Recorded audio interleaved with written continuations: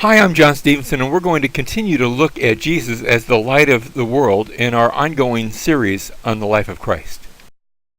John chapter 9, verse 1, as he passed by, he's in Jerusalem, he saw a man blind from birth, and his disciples asked him, "Rabbi, who sinned, this man or his parents, that he would be born blind?"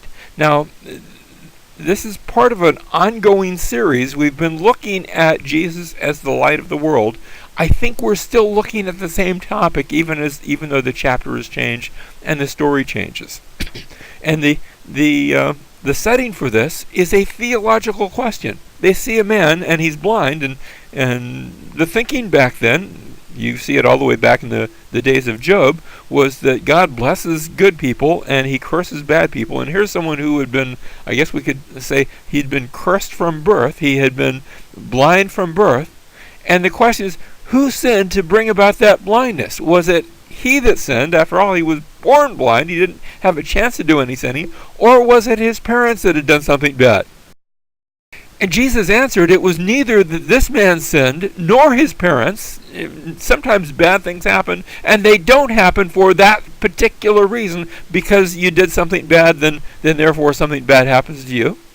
It was neither that this man sinned nor his parents, but it was so that the works of God might be displayed in him.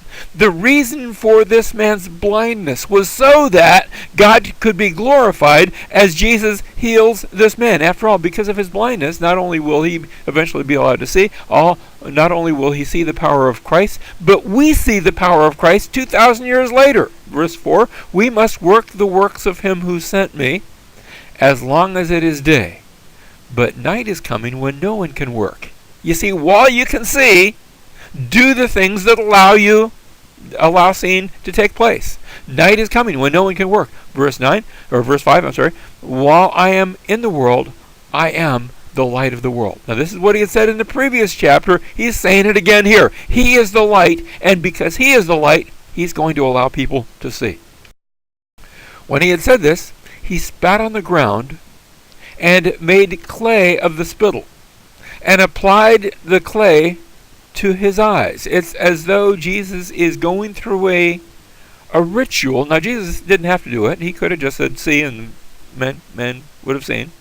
But instead, he goes through a process of making clay, and applying it to his eyes. It sort of reminds us a bit of the creation story back in Genesis chapter 2, when God made man of the dust of the ground. Now, God could have used anything. He could have just said, man be, and man could have. But instead, he used a process. He used materials. And Jesus is doing the same thing here. Verse 7, and he said to him, go wash in the pool of Siloam, which is translated sent.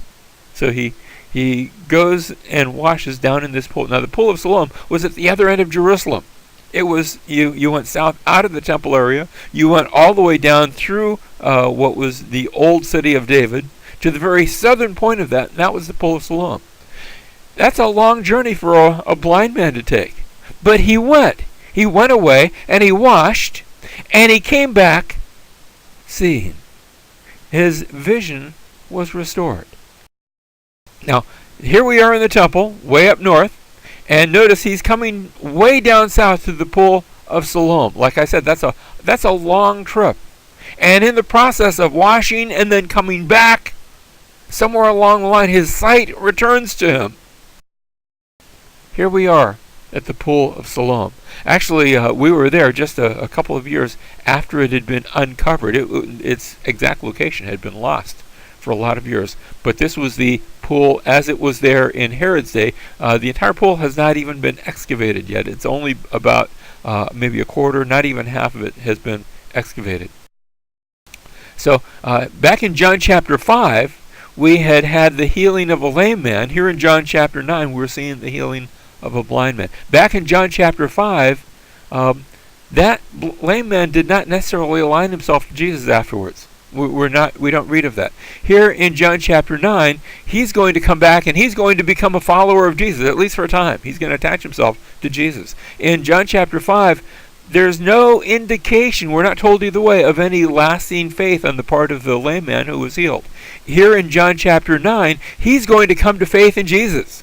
In John chapter 5, remember the situation, it was involving water too, and he'd been unable to get down into the water, and he thought that maybe that would somehow heal him, and Jesus healed him without the benefit of the water. Here in John chapter 9, he sends him down to wash in the pool of Siloam, and his act of obedience brings about that healing miracle. Therefore, the neighbors and those who previously saw him as a beggar, because he seems to have been a regular fixture, maybe on the steps of the temple, and they were saying, is not this the one who used to sit and beg? And others were saying, well, yeah, that's him. But others were saying, no, he looks like him. But he said, no, I'm the one. I used to be here blind and begging and unable to care for myself, and now I can see. So they were saying to him, how then were your eyes opened? And he answered, the man who is called Jesus, now he hadn't seen Jesus, remember all I did was hear, but the man who is called Jesus made clay and anointed my eyes. See, he went through that process so he could tell what was happening, and said to me, go to Siloam and wash. And so I went away and washed, and I received sight. And they said to him, where is he? And he said, I don't know. And, he couldn't see at the time. And they brought him to the Pharisees. They brought the Pharisees, the man who was formerly blind. Now here's the problem, verse 14. Now it was a Sabbath on the day when Jesus made the clay and opened his eyes. Now we've seen this in Matthew, Mark, and Luke. Here's John's treatment of Jesus healing on the Sabbath. It's a different healing than we read about in Matthew, Mark, and Luke, but that's okay. Jesus healed on all sorts of days, including the Sabbath. But that's going to be a problem to the Pharisees. Then the Pharisees also were asking him again how he received his sight. And he said to them, well, he applied clay to my eyes, and I washed, and I see. And therefore some of the Pharisees were saying, this man is not from God because he does not keep the Sabbath. After all, there he was doing things with clay. That's like working. But others were saying, wait a minute, how can a man who is a sinner perform such signs? And so even among the Pharisees, there was a division among them. Notice how the presence of Jesus, the ministry of Jesus, brings about a division. It's not that he's divisive, it's just that either you believe him or you don't, and that's a world of difference. So they said to the blind man, what do you say about him, since he opened your eyes? And the blind man, he says, well, I guess he's a prophet. And the Jews then did not believe it of him that he had been blind and had received sight until they called the parents. Well, maybe it's a ringer, maybe it's somebody else. And they called the parents of the very one who had received his sight, and they questioned them, saying, is this your son who you say was born blind, and how then does he now see? Notice they're not even assuming he was really blind. Maybe he was faking. Is this your son? And you say he was born blind. How does he now see?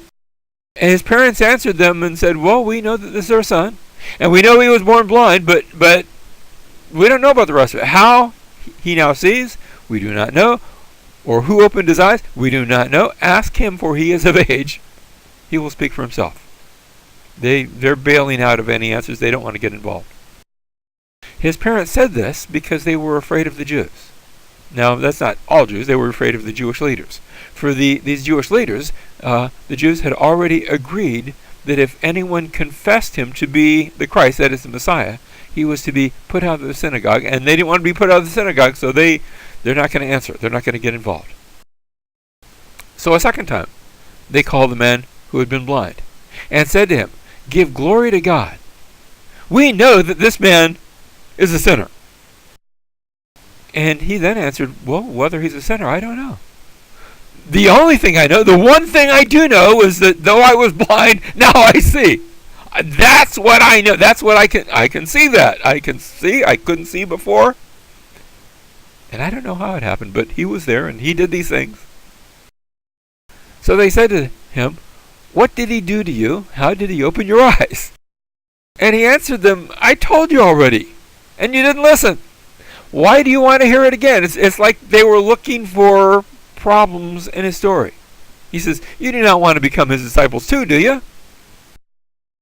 And they reviled him and said, You are his disciple, but we are disciples of Moses. We know that God has spoken to Moses, but as for this man, and then they admit, we don't know where he's from.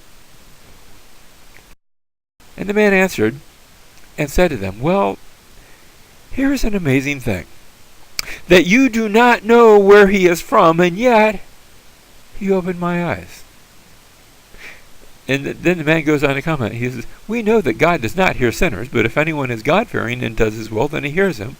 And since the beginning of time, it has never been heard that anyone opened the eyes of a person born blind. And if this man were not from God, he could do nothing. That's the reasoning of this blind man. Notice this blind man is starting to see very well. Not just physically, but he's beginning to see spiritually. Verse 34, they answered him, you were born entirely in sins, and are you teaching us? So they put him out. They're of that old school. If something bad happens to you, you must have been in sin. Either you had sinned or your parents had sinned, but there's some sin involved, and therefore we're not going to listen to you.